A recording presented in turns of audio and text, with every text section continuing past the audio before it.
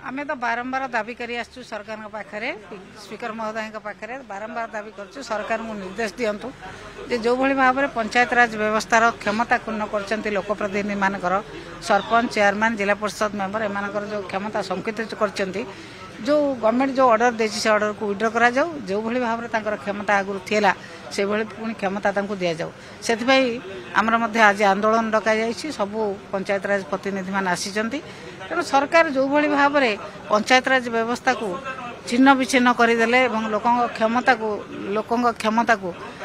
छिन्न विच्छिन्न करदेले सेथिपई बिजु जनता दल तरफ आम जो भली भाव में दाबी करूँ सरकार पाखे आम दाबी रे आम अटल अच्छु आम भावुँ निश्चित भाव में से आम कथा विचार करेंगे जदि विचार न करती ये लड़ाई केवल भुवनेश्वर नुहे आम प्रति ब्लॉक प्रति जिला प्रति पंचायत रे लड़ाई करूँ।